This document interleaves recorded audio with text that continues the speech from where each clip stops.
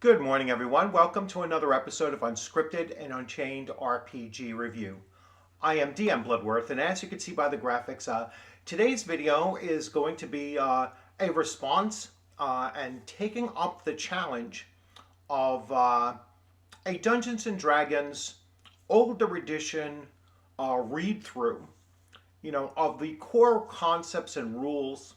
And I am going to begin with OD&D, or Original Dungeons and Dragons 1974. Now, I'm going to share a screen to show you where originally this idea came from, how I've slightly modified it, and potentially the reason for this, I think, happening now that I believe is very important to do. So, without further ado, I'm going to shift screens here, and this is the original post that I saw on X or tweet, whatever you call them now.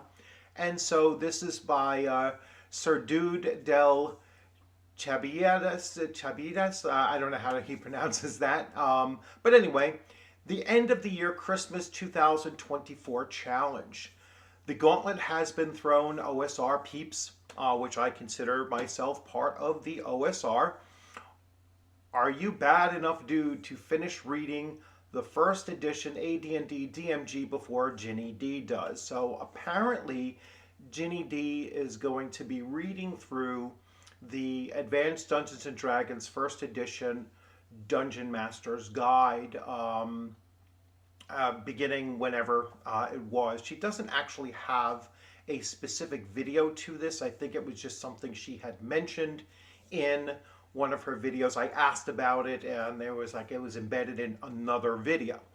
So I responded, as you can see here. I haven't done a straight read through, page by page, in decades, but I did use it pretty frequently during a two-year and 2-month long 1E campaign that I ran from 2021 through October of 2023. Considering AD&D is my favorite edition of Dungeons and Dragons, which it still remains to be, I should read through it on screen, which I'm going to do. However, I tweak this slightly by going through original Dungeons and Dragons first, and the reason being is that so much of a brouhaha has arisen coming from Wizards of the Coast, directed at Gary Gygax in particular, talking about the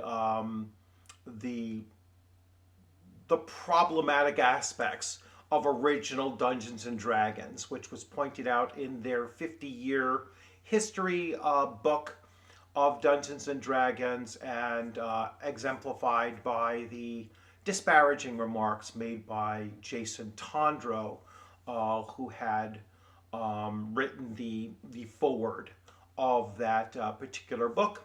And so I am taking up this challenge, modifying it slightly to address that nonsense coming out of Wizards of the Coast, and at the same time, hopefully bringing some of my own perspective on the concepts and core rules of original Dungeons and Dragons, to lay it out there for you to decide as you see fit. Of course, I'm going to put my own my own perspective into it, but continuing on with this, a humble suggestion was made to follow. I just clicked something by accident. Let's see.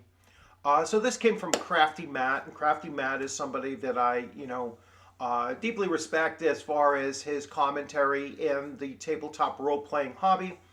And his suggestion was the intro of the MM. That's the Mancha Manual. Again, AD&D first edition specific here. Read the Player's Handbook minus spell descriptions, then the DMG alongside the Player's Handbook section by section, finally the spell description. So he's talking about reading the entire booklet on, book on, I'm assuming online or just on your own, at your own pace and whatnot. I'm not quite sure what he means by side between the DMG and the player's handbook section by section, because both sections, like the sections in each, don't necessarily mirror each other or deal with the same topics as each other. So I don't quite know how that will work, but I am certainly up for the challenge here, and that's what I intend to do. So that's all the setup of this. And so I am using my copies of the original. These are first printings, so they're not, they're not reprints or anything like that, and not additional prints later on. So this is how it first came out, for the public to read for the first time. And I will go through all of the 3-volume set. So I will be going through this 3-volume set that was in the original box set. I may refer a little bit to the reference sheets if there is concepts contained within here. I'm not going to go very rule specific. All right, and that is on purpose. That I'm not going to get into the game mechanics rule specific. I'm only going to address rules that are tied to core concepts. Then I will go to the supplements 1 through 4. So that is going to be Greyhawk, then Blackmoor, then Eldritch Wizardry, and finally the Gods, Demigods, and Heroes. I will also refer, now this is a reprint, 1979 reprint. I will also refer to Chainmail when necessary, and again dealing with just the introduction and some of the core concepts that may or may not be tied to actual game mechanics. So I will be doing a thorough read through of Dungeons and Dragons, original Dungeons and Dragons, 1974, and that should take me about the remainder of the month. Now, this is not going to put on hold any of my other content that my channel normally puts out. You will see that as well. So let's go right to it, and I'm going to begin. Now, I might spend more than one video, certainly this one will be more than one video, dealing with each of the booklets. So I'm going to go into Men and Magic first. So, Dungeons & Dragons rules for fantastic medieval war games, campaigns playable with paper and pencil and miniature figures. Gary Gygax and Dave Arneson. All right, and this is Men and Magic, Volume 1 of the 3 books, published by Tactical Studios Rules, just in case you're not aware of what TSR stood for. So, this is dedicated to all the fantasy wargamers who have enthusiastically played and expanded upon Chainmail fantasy rules. With thanks and gratitude, here is something better. Special thanks to the Midwest Military Simulation Association, the Lake Geneva Tactical Studies Association, Rob Kuntz, and Tim Keogh in memoriam. Inquiries regarding the rules should be accompanied by a stamped return envelope and sent to Tactical Studies Rules. All right. Illustrations are by Keenan Powell, Greg Bell, C. Corey, Dave Arneson, Tom Keogh, and David Sutherland. And this is copyright 1974. So I am going to begin by reading the introduction, actually the foreword. So here we go. The foreword, which is written by E. Gary Gygax. Once upon a time, long, long ago, there was a little group known as the Castles and Crusade Society. Their fantasy rules were published and, to this writer's knowledge, brought about much of the current interest in fantasy wargaming. For a time, the group grew and prospered, and Dave Arneson decided to begin a medieval fantasy campaign game for his active Twin Cities Club. From the map of the land of the Great Kingdom and environs, the territory of the CNC Society, Dave located a nice bog wherein to nest the weird enclave of Blackmoor, a spot between the Great Kingdom and the fearsome Egg of Coot. From the chainmail fantasy rules, he drew ideas for a far more complex and exciting game, and thus began a campaign which still thrives as of this writing. In due course, the news reached my ears, and the result is what you have in your hands at this moment. While the CNC Society is no longer, its spirit lives on, and we believe that all wargamers who are interested in the medieval period, not just fantasy buffs, will enjoy playing Dungeons & Dragons. Its possibilities go far beyond any previous offerings anywhere. While it is possible to play a single game, unrelated to any other game events, past or future, it is the campaign for which these rules are designed. It is relatively simple to set up a fantasy campaign, and better still, it will cost almost nothing.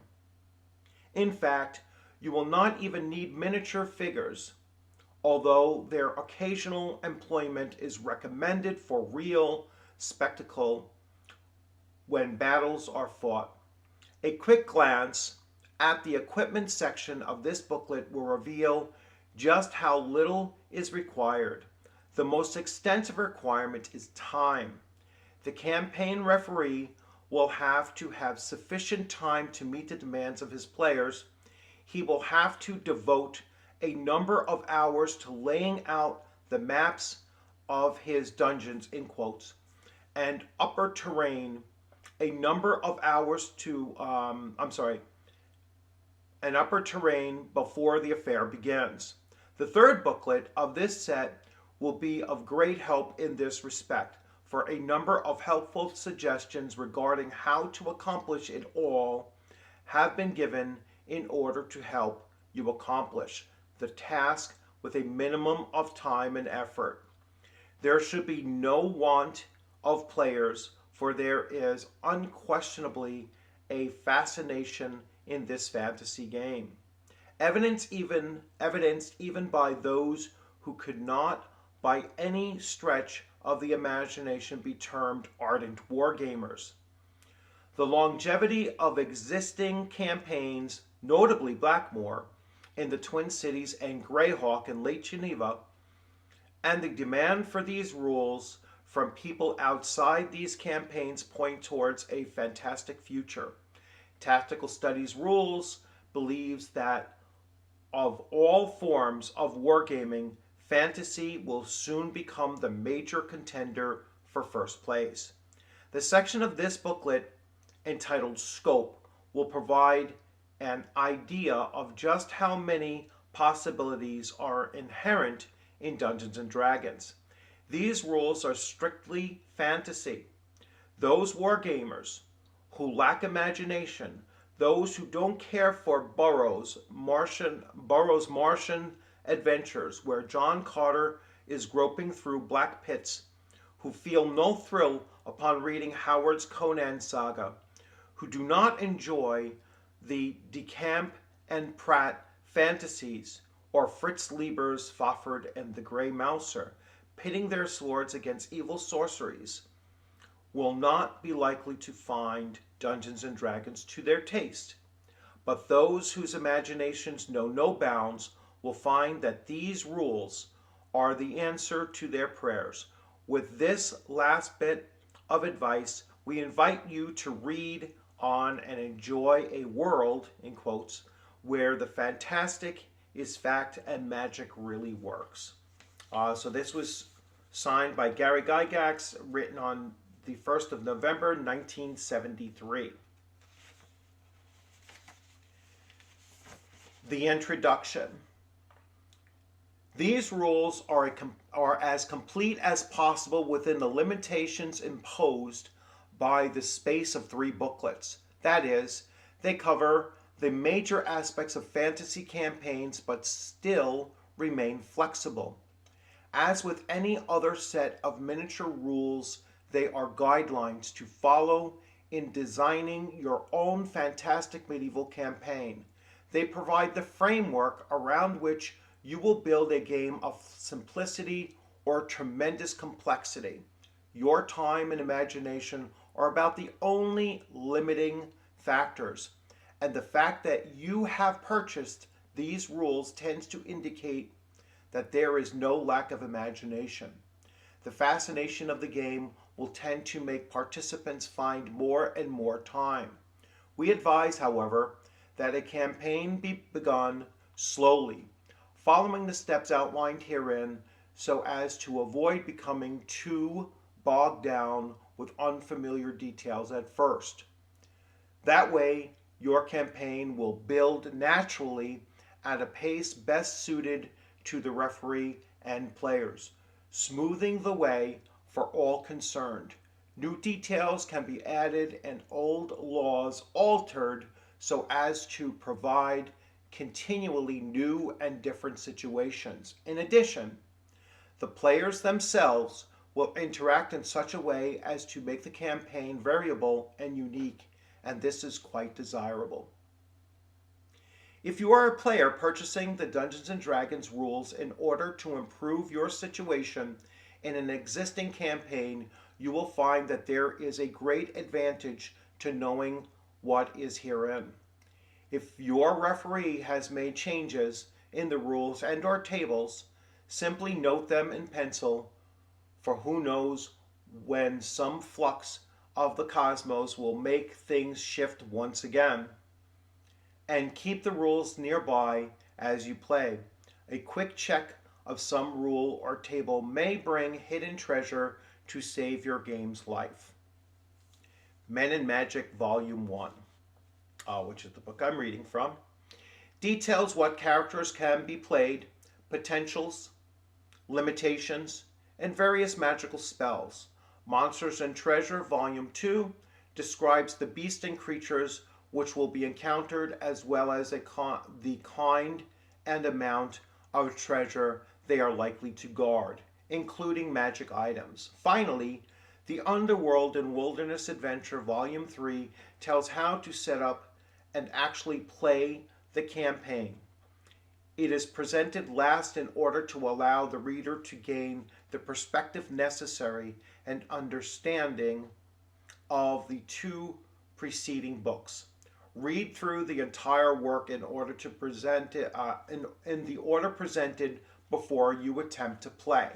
So, really important guideline given there. Read everything first and then start playing. That's for either the player or the game master. Scope, I will cover scope, and then I will read the preparation for campaign, and I will detail characters in the next. Scope. With the various equipage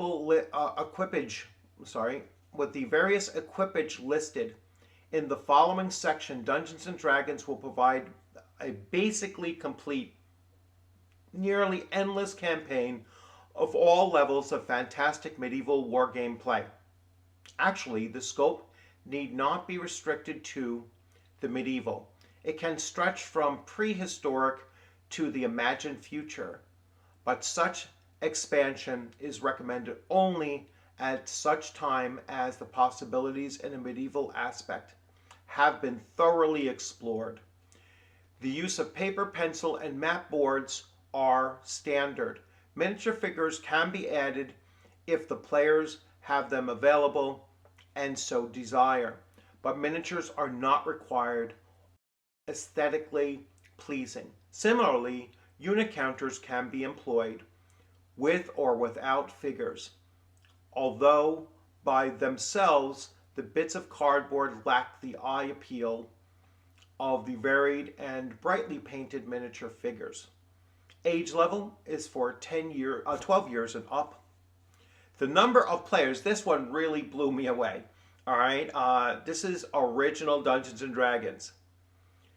Number of players, at least one referee, and from 4 to 50 players can be handled in a single campaign, but the referee to player ratio should be about 1 to 20 or thereabouts.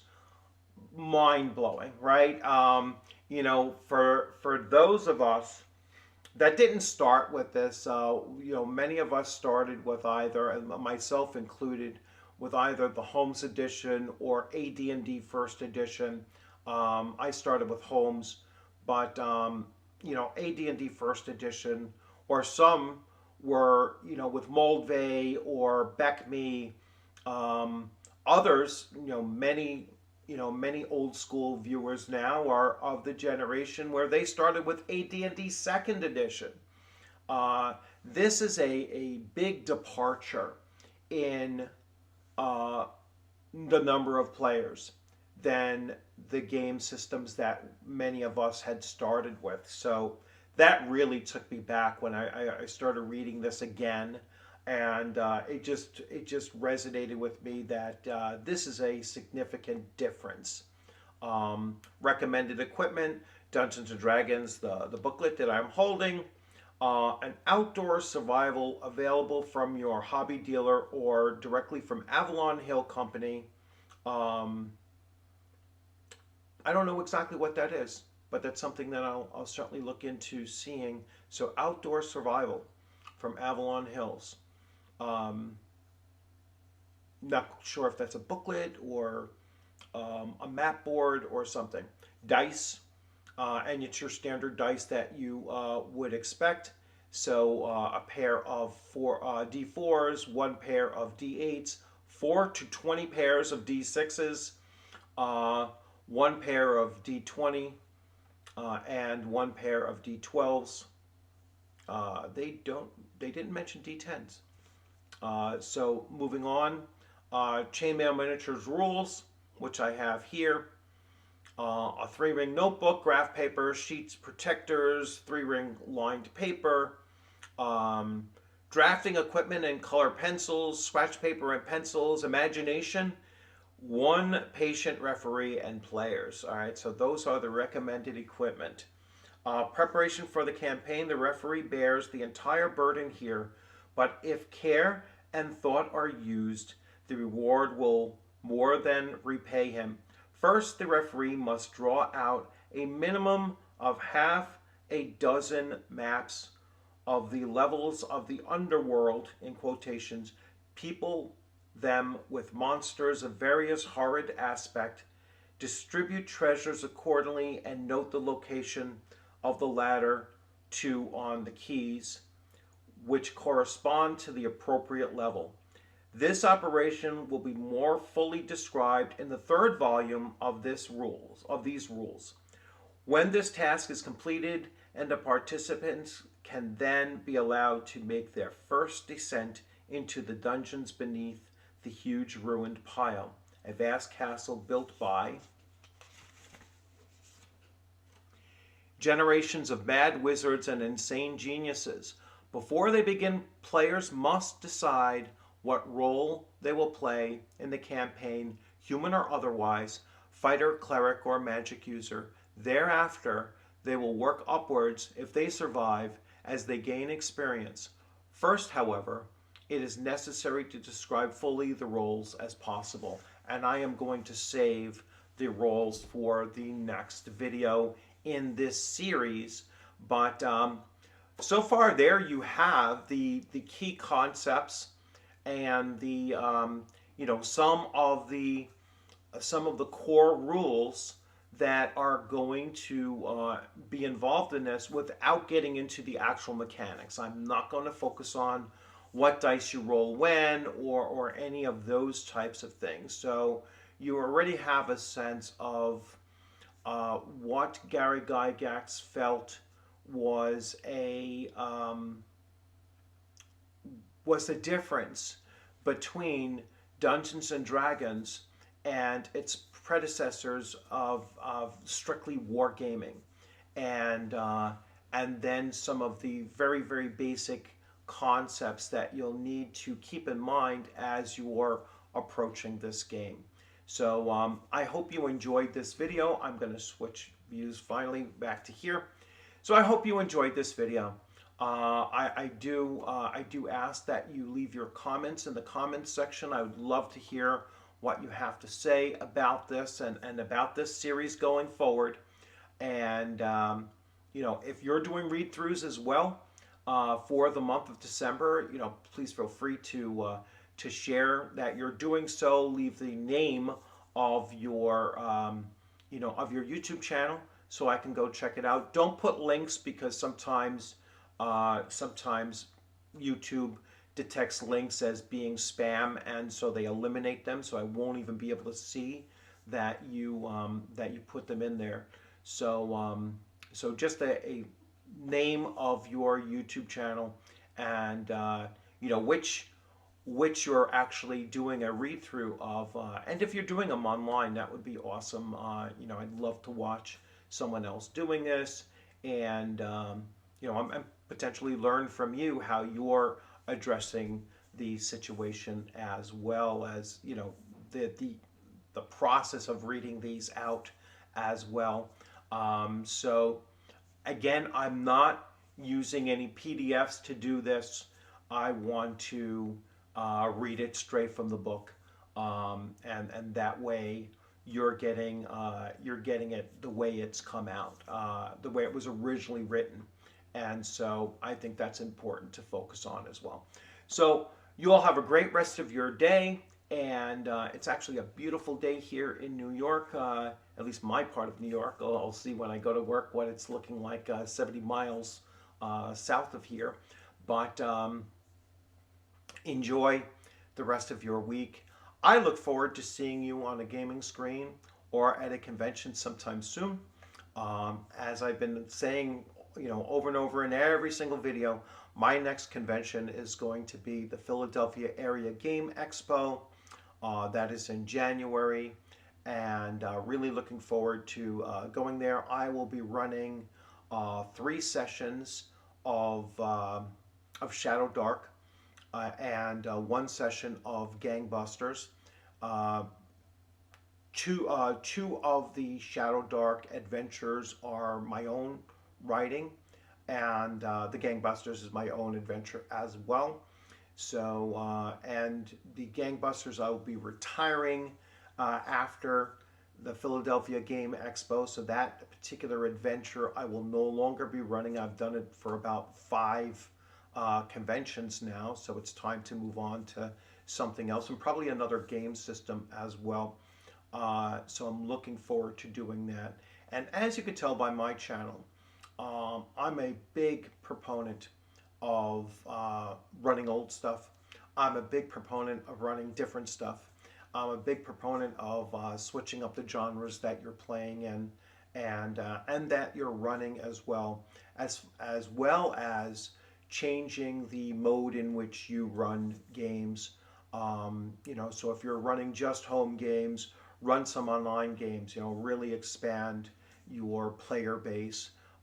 Because they'll come from all over the world, and just change perspectives and you know, on how to both run games and how to enjoy tabletop role-playing games as well. Then play publicly. So whether it's your local game shop or local library, or the pinnacle, which I consider to be the pinnacle, is playing in a convention setting. It's a totally different experience, and one that I think that you know, once you get past the uncomfortableness of playing kind of on the spot and within a time frame, and you know, and having players that you've never potentially met before coming to your table, Once you've learned how to do that and become comfortable with doing that, you're going to find that it is very, very rewarding as a game master. And so I recommend that you play in conventions first, and once you get comfortable with doing that, then you try to, you know, dabble into it. Start slow, you know, run one game, maybe multiple times. You run one game, you know, session adventure or whatever. Stick to just one or two game systems when you're first starting out. Don't make the mistake that I made last year where I ran 5 different game sessions for 5 different game systems, and it was quite frankly overwhelming. You know, plus I played in 3 other sessions, so it was close to, you know, 32 hours of gaming in 2.5 days, basically. So it was a real tight schedule, but loved every minute of it until afterwards when I was totally exhausted. So I recommend that you avoid making that mistake. So as always, thanks for joining. If you haven't subscribed, please consider subscribing, and you know, hit the alert button so you'll get alerts. You can look down in the description of any video, and you can find my Discord. You're welcome to join on my Discord there, and you'll also see my X, Unscripted and Unchained on X as well, and you'll see that in the closing screen where I have scans, so you can scan either of the 2 scannable QRC codes, and you will be right in there. All right, you have a great one. Take care.